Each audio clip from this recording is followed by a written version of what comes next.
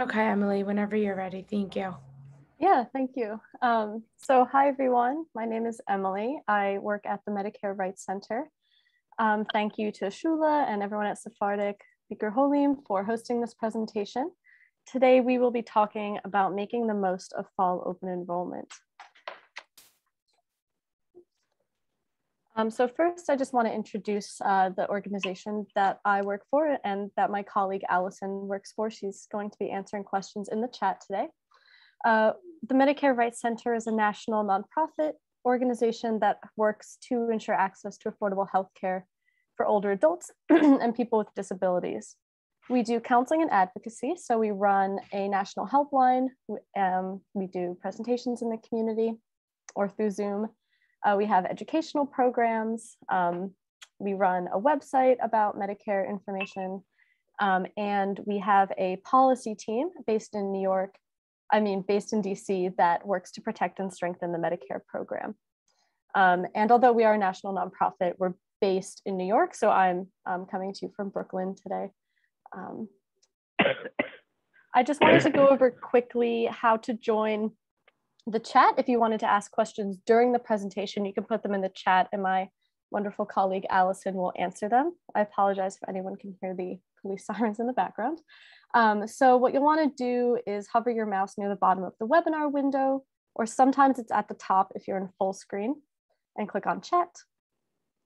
This will open up a little chat window either in front of the webinar screen or on the side. You can type your question to all panelists.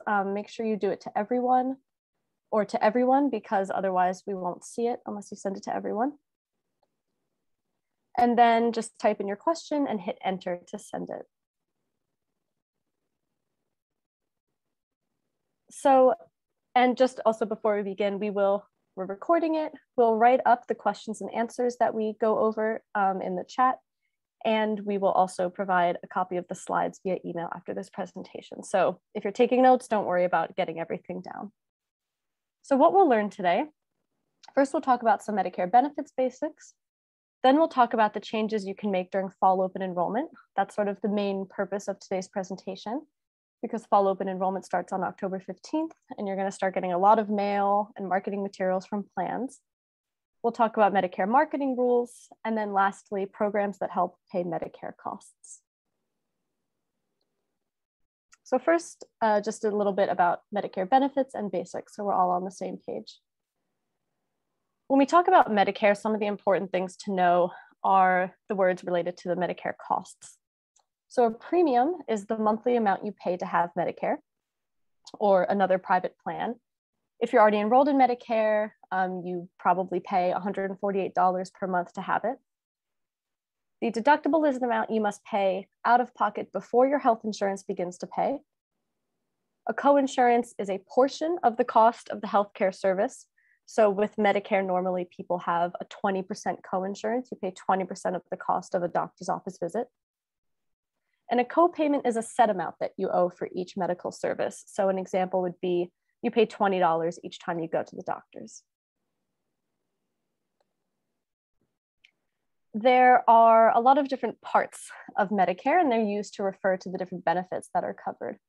So when we talk about Part A, we are referring to the hospital or inpatient benefits. When we talk about Part B, like boy, that refers to the doctor/outpatient benefits. And we also have Part D, like dog, which is the prescription drug benefit. So you might be wondering what happened to Part C. Part C refers to Medicare Advantage plans, like HMOs or PPOs. And Medicare Advantage plans provide Medicare benefits. One important thing to know is the two different options you have for getting your Medicare. The first is Original Medicare, which are Medicare benefits through the traditional program administered by the federal government.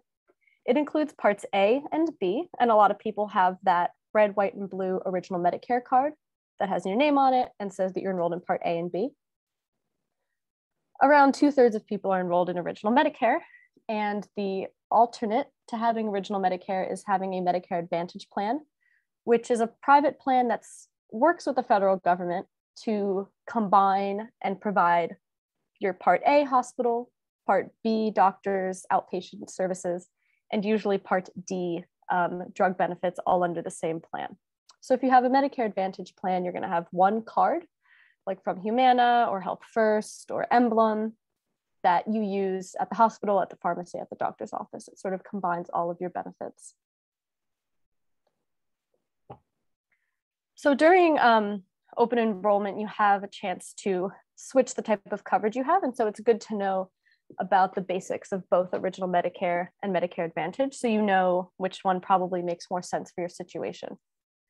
So as we sort of covered already, Original Medicare includes your hospital insurance and your medical Part B insurance. If you need prescription drug coverage because you don't have a plan from another source, you can get it through what's called a standalone Part D plan.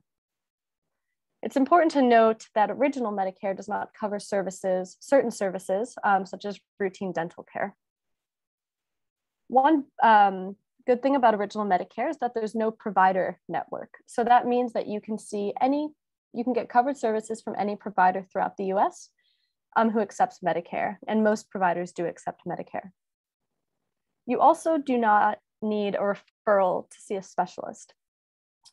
So if you need to go to a cardiologist, for example, you don't have to see your primary care physician first and get permission to go see that specialist. You can just go straight there, and Original Medicare will cover it, as long as the cardiologist accepts Medicare.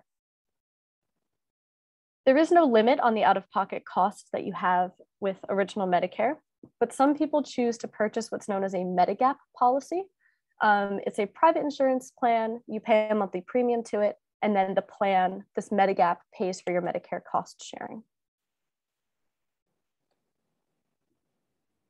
So a little bit more about these Medigap policies, which are another type of coverage you can tack on to Original Medicare. They are supplemental plans that pay part or all of remaining costs after Original Medicare pays first. So for example, if you have a Medigap policy, it could pay for that 20% coinsurance that you'd have at the doctor's office. They only work with Original Medicare. There are 10 standardized plans that you may be eligible for depending on when you became eligible for Medicare. So you'll see they're named with letters.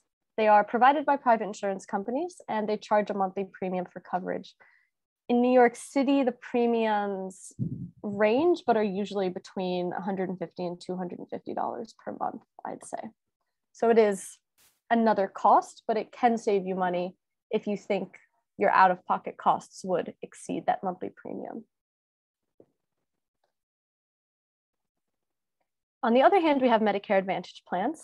Medicare Advantage plans include usually all of your Medicare benefits under one plan. So that would be your hospital, your doctors, and your drug benefits. And Medicare Advantage plans have the flexibility to cover some additional services that are normally excluded by Original Medicare, such as dental cleanings or money towards eyeglasses or money towards hearing aids. So for some people, if they are interested in having those services, a Medicare Advantage plan could be the right choice. However, the thing to note is that you usually have to see in-network providers in order to receive covered care or care at the lowest cost. So that means that if you travel out of state and you just need sort of routine medical care, you're going to be out of network. Your Medicare Advantage plan is probably not going to cover it. Or if it does, it'll be much more expensive than it would have been if you had stayed in network. Another thing to note about Medicare Advantage plans is that they have referral requirements. The plan may require that you see your primary care physician first in order to get a referral to go see a specialist. And so that's one thing to note because it's a sort of extra step that you would have to take in order to get covered care. Medicare Advantage plans do have a limit on out-of-pocket costs. In 2021, that limit is a little over $7,000. So that's high, but for people who are going to be receiving a lot of healthcare services, it can end up protecting them against higher out-of-pocket costs once they hit that limit. And another thing to note is that costs do vary by plan. So there are, 20 or however many Medicare Advantage plans available. Each one is going to have their costs different. Their co-pays might be different, their deductibles might be different. So we recommend contacting a plan directly to learn about the types of services it covers and how much it costs. Another thing to keep in mind during fall open enrollment especially is when you see advertisements or you get mailings about Medicare Advantage plans, is a lot of them will advertise their supplemental benefits or their extra benefits. And it's sometimes hard to know what this means. So for a little bit of background, plans can offer benefits that are not directly considered medical treatment. And these are officially called supplemental benefits, but you may see them also referred to as additional benefits or extra benefits or something like that. These possible supplemental benefits include nutrition services, non-skilled in-home support like housekeeping, and home modifications. And again, benefits do vary between plans, and the extent of what's covered may be very different from plan to plan. And so we always recommend, reaching out to a plan directly to ask them for something in writing about those supplemental benefits that it covers, and asking, pointed questions like, is this covered for me? How much will it cost? Is this limited in any way? Because it can be hard to tell just from the marketing materials exactly what's covered.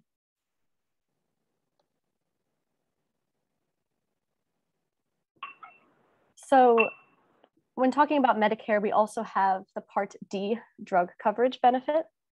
And Part D is either part of your Medicare Advantage plan or a separate plan that you purchase to work with original Medicare. The important term to know when we're talking about Part D is the word formulary. And that refers to the list of drugs that's covered by a plan. And the reason we bring up the formulary is that every plan has its own formulary or its own list of drugs that it covers.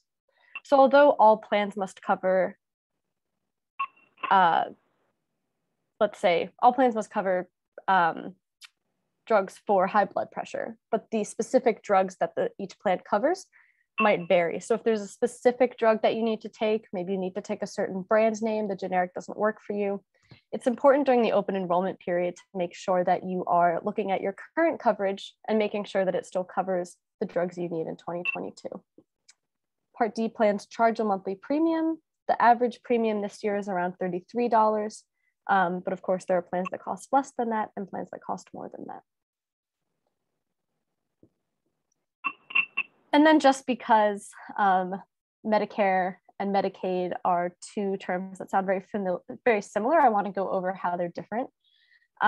Some people may also have Medicaid, which is a health insurance program for people with limited incomes and assets. And although the names are almost indistinguishable from one another, Medicaid is different from Medicare, and you can have both programs if you qualify for both. And people with both are referred to as dually eligible individuals or duals. When you have Medicare and Medicaid, Medicare pays first and Medicare pays second. And we recommend, if you are enrolled in both programs, that you try and see providers who accept both types of insurance, because then you'll have the lowest out-of-pocket costs or no out-of-pocket costs. All right, so that was a little review of Medicare coverage options and how the program is sort of structured. I'm going to move on now to talking about fall open enrollment. I'm just going to check the time. All right, great. So the reason we're having this presentation today is that fall open enrollment begins in about a month on October 15th, and it ends on December 7th. Any change you make during this time will take effect January 1st of next year. And you can make as many changes as you wish before December 7th. So if you make a change in October and then you're thinking about it and you realize, oh, I actually don't want that drug plan, you can call Medicare up again and enroll in a different drug plan as long as you do that before December 7th. The last change that you call Medicare about is going to be the one that takes effect in January. There are a lot of different things you can do during fall open enrollment. You can join a different Medicare Advantage plan or a different standalone Part D plan. You can switch from original Medicare to Medicare Advantage, and you can switch from Medicare Advantage to original Medicare. So really sort of any combination of changes is possible during this time. It's really important to know, and I'm sure if, for people who have had Medicare, who are not new to Medicare, you know that your plan coverage and costs change every year.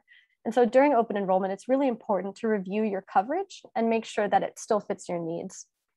To do this, if you have a Medicare Advantage plan, you should have received or you should be receiving what's called an annual notice of change or sometimes we pronounce the acronym as ANOC, or an evidence of coverage. This might be sent to you in the mail. Increasingly, people are sending it via email.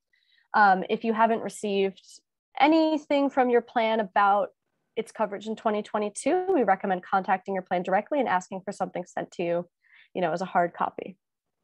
And if you have original Medicare, you can review your 2022 Medicare New Handbook. People should be receiving them in the coming weeks, and it's also available online. When you're looking through these notices from your plan, if you're unhappy with any changes to your coverage, you can enroll in a different plan or choose to receive your benefits in a different way. So how do I go about figuring out if I need to make changes? What should I be looking for? If you have a Medicare Advantage plan, your action step should be to review plan notices for any changes in different details of the plan's coverage. So this includes costs. Is my co-payment for a specialist going up? Is there a new deductible? And when there wasn't this year, things like that you'll want to look out for. You also want to look to see if there are any new benefits that are covered or any coverage rules that are changing. For example, is my plan now requiring that I get prior authorization for certain services? Did my plan take away the dental benefit? Did it add a dental benefit? Stuff like that. And you'll also really want to look at the prescription drug formulary because formularies change every year. This is especially important for people who have very specific drugs that they need to take, making sure that their plan covers that drug. You can either look through the formulary or call the plan and tell them the names of the drugs that you take and see if they're still covered. You'll also want to talk to your providers and see if they're still accepting your plan in 2022. And you can also check with the plan to see which pharmacies will be in the plan's network for the next year.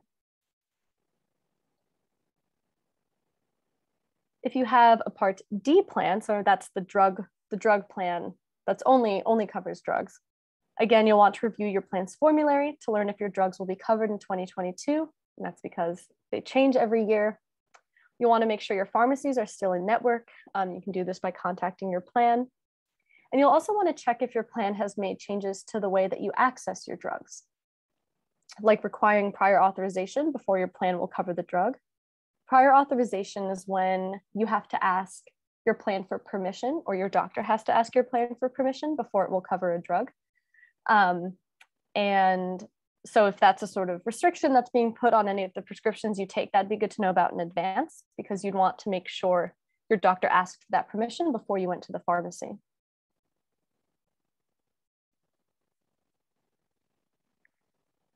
I also want to cover a couple of Medicare marketing rules. So Medicare has rules about how insurance brokers can communicate with you during fall open enrollment. And this is, probably a little bit different during COVID. Maybe fewer things are happening in person, but it's still just good to be aware of. So an insurance company or agent cannot call you if you did not ask them to do so. They cannot imply that they're calling on behalf of Medicare. They can't ask you for financial or personal information when they call. So brokers shouldn't be asking just sort of like for your credit card information before they'll provide you with, plan information, or that, they shouldn't be asking for any personal information if they're just supposed to be providing you with information about the plan. They can't visit homes or nursing homes without an invitation. Their advertising materials can't compare their plan to another plan or suggest in some way that the Medicare government agency prefers their plan over others. And if you do book an appointment to speak about Medicare coverage options with a broker, they cannot sell life insurance or other non-health related products at that same appointment unless you specifically ask them to talk to you about those types of products as well. And just a sort of overarching thing to keep in mind to be a sort of wary consumer is just if anyone does ever call you and ask for your social security number, your Medicare number, any sort of weird information that a stranger would have no reason to ask for, it's probably somebody not acting in good faith. Medicare will never call you and ask you for your personal information, and Social Security will not either. So just sort of be be aware of that. You should, there's no pressure to provide your information over the phone to somebody. You won't lose your benefits if you, don't take action. So this is the first plug in the presentation for the Medicare Rights Center's helpline, because I know that everyone has their own specific situation and needs, and it can be hard to interpret the information in the presentation and how it applies to you.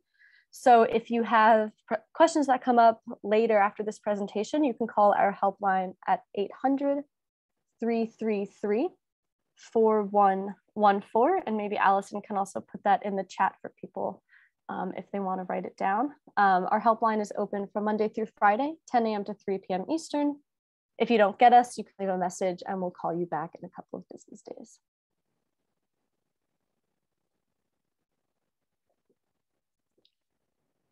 So I also wanted to use this time to go over Medicare coverage reminders. Medicare covers a lot of services that are medically necessary and reasonable to treat your condition, but there are some that are a little more relevant now or that bear reminders. So I'll go into that. The first, you may have guessed, is that we're just going to talk about the coronavirus vaccine quickly. It is covered under Medicare and it's free. There should be no cost sharing for the vaccine, which means no deductible, no coinsurance or copayment. And we have here, if you are interested in getting vaccinated, New York City has a couple of resources to help you find a site to do so. So you can call 877-VAX4NYC, or you can use the COVID-19 vaccine finder. Related to the vaccine, Medicare also covers testing for coronavirus. And similarly, there should also be no cost sharing for the test or for the visit. Again, no cost sharing means no deductible, no coinsurance, no copayment. And this applies to any type of Medicare coverage that you have.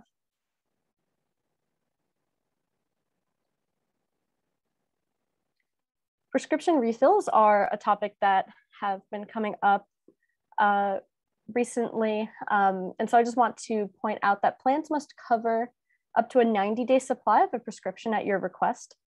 They can't put a quantity limit, so they can't limit the amount of the drug that you can get, as if it would prevent you from getting a full 90-day supply, as long as your prescription extends for those next 90 days.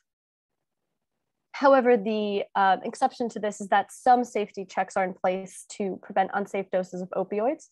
So not all prescriptions may be able to be given at a 90-day supply, but most, if not many, are. During the public health emergency, which is still in effect, at least until the end of 2021, plans can relax restrictions and let you fill your prescription early. So if you, are interested in filling your prescription early, we recommend contacting your plan to see about how you should, go about doing that. Telehealth services are another type of service that became very popular and are very popular with more people staying home or choosing not to go out. And telehealth services are provided during a full visit with a provider that uses both telephone and video, that uses telephone or video technology that allows for both audio and video communication. So you could be, video chatting on your phone with your doctor or on your computer. There are a few services that use audio only, including some behavioral healthcare services, but in general, note that there has to be a sort of visual and audio component. If you have questions about technology requirements for telehealth services, we recommend asking your provider. And during the public health emergency, telehealth services are covered under Part B, like boy, for all people with Medicare throughout the country. You can get these telehealth services in healthcare settings, or you can get them at home. The types of telehealth visits and providers that are covered, we have hospital and doctor's office visits, behavioral health counseling, preventive health screenings, and the types of healthcare providers include, but are not limited to, doctors and nurses, clinical psychologists and licensed clinical social workers, and therapists, including physical therapists, occupational therapists, and speech language pathologists.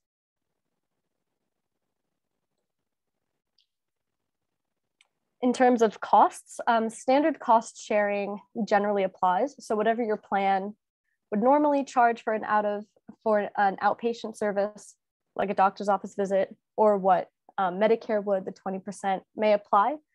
But a provider can choose not to charge you during the public health emergency. They have sort of flexibility to waive cost sharing for these services.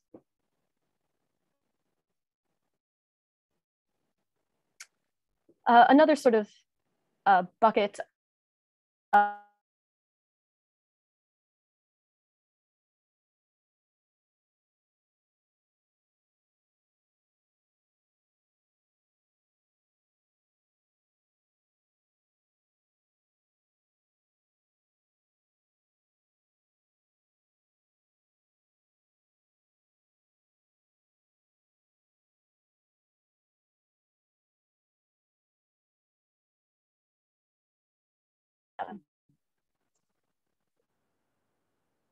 This gets a little bit tricky sometimes because unfortunately mental health care providers are more likely than other types to opt out of Medicare, meaning Medicare will not pay for your care.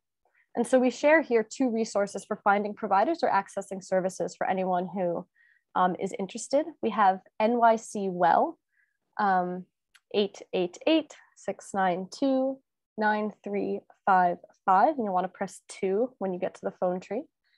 And then the NAMI New York, 800-950-3228. So these are just 2 good resources to know about if you're interested in any mental health counseling. The other part of that behavioral health care term was substance use disorders, and Medicare does cover treatment for opioid use disorder that's received at opioid treatment programs, which are also known as methadone clinics. Methadone clinics are special types of facilities that have been certified to provide the type of care that people with opioid use disorder need. And they're the only place where you can receive methadone as treatment. Medicare covers services provided by an opioid treatment program as long as the program has been certified by the Substance Abuse and Mental Health Services Administration and is enrolled in the Medicare program.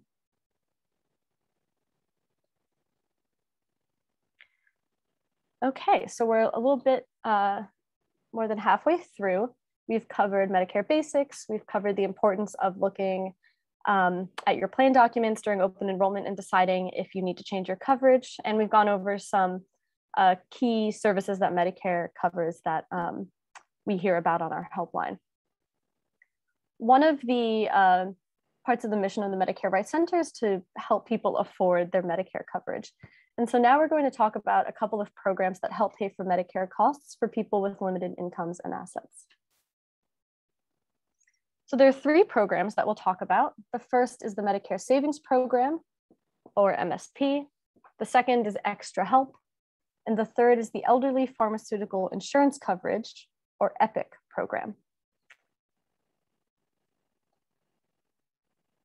So first, let's talk about the MSP. All Medicare savings programs pay for the monthly Part B premium, which is on average $148.50 per month. This might be deducted from your Social Security benefit, or you may be billed for it directly. Depending on the program, a Medicare savings program can also help pay for your Part A premium if you have one, and some of your Medicare cost sharing. Another benefit of the Medicare Savings Program is it automatically enrolls you into Extra Help, which helps with your prescription drug benefit costs. And as we'll see on the next slide, Medicare Savings Programs don't have an asset limit. And so if your income qualifies you for the MSP, you can also get Extra Help, even if your assets are too high to qualify for Extra Help normally. And as this last bullet says, you must meet income limits to qualify.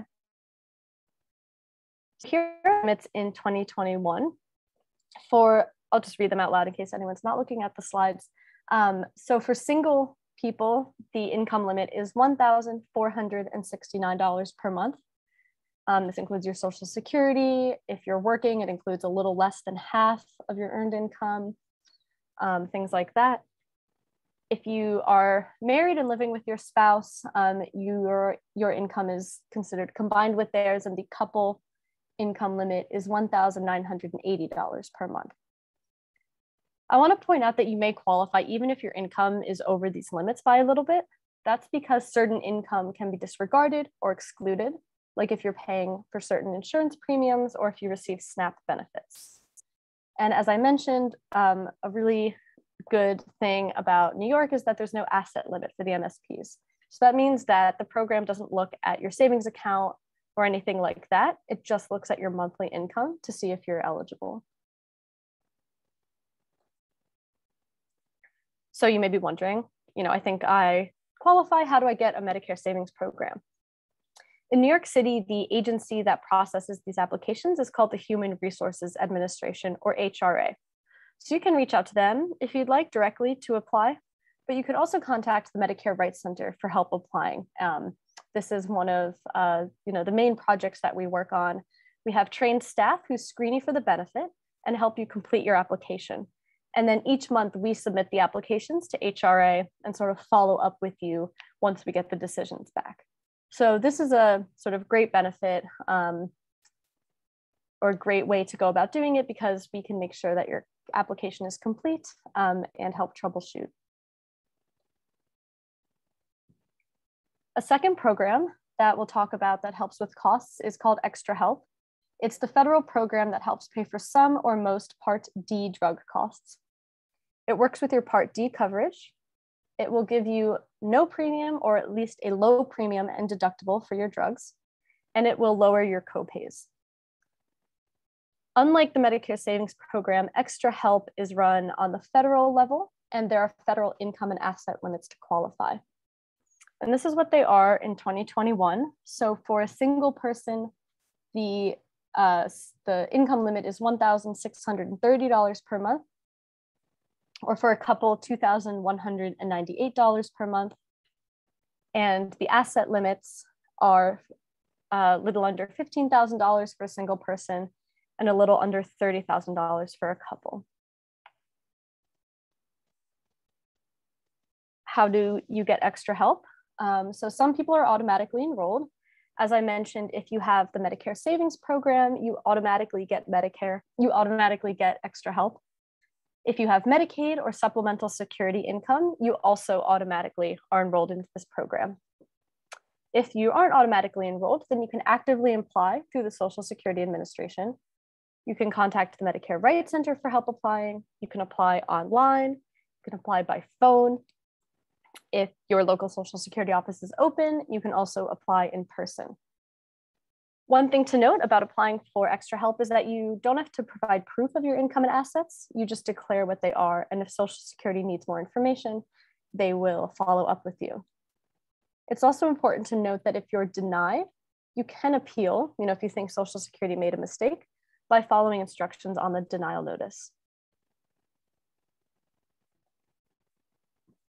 And then lastly, we'll talk about EPIC, which is another program that helps with drug costs, but this one is just based in New York. It helps people who are 65 and older pay for prescription drugs, and it just has income limits. For a single person, the income limit to qualify is $75,000 per year, and for a couple, it's $100,000 per year. So you'll notice this program has more generous income limits than the other programs we talked about. The benefits it provides are a little bit different. It can lower your premium. It can lower your out-of-pocket costs at the pharmacy. And so if you think you're eligible for this program, EPIC can help pay for your premiums, your co-pays, and it also works with Extra Help, so you can have both. If you think you're eligible, you can actively apply by printing out and submitting an application from health.ny.gov, or again, you can contact the Medicare Rights Center for help applying. We'll screen you, we'll ask some questions about your income, and then we'll help you complete the application.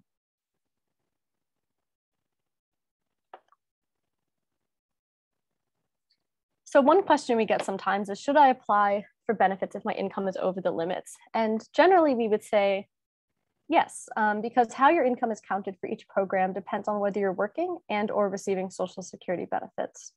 So for example, if you're working, less than half of your income from work will be counted. And when you apply for a Medicare savings program in New York, you may be able to deduct health insurance premiums you pay from your income, such as premiums paid for a Medigap policy. So if you are, a little bit over the limit for the Medicare savings program, sometimes what people do is they purchase another insurance policy, like a cheap dental plan or something. You can deduct that amount of the premium from your income, qualify for the Medicare savings program, and still get that benefit of having the $148 paid for each month.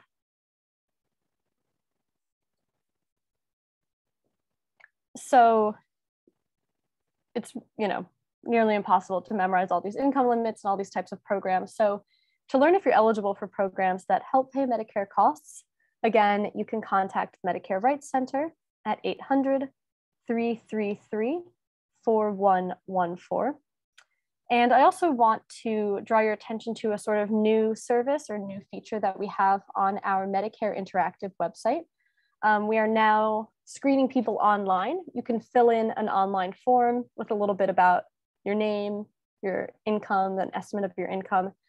Submit the online form, and then we'll follow up with you to see if you're eligible and help you apply if you are. So that is at medicareinteractive.org/Medicare-cost-assistance.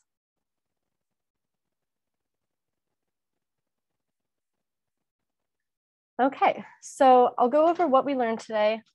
Then I'll make a plug for a couple of other programs that we're involved in. And then if people have any questions that they'd like to ask out loud, you can feel free to do so. So we covered Medicare Benefits Basics, Original Medicare versus Medicare Advantage. How does the drug benefit work?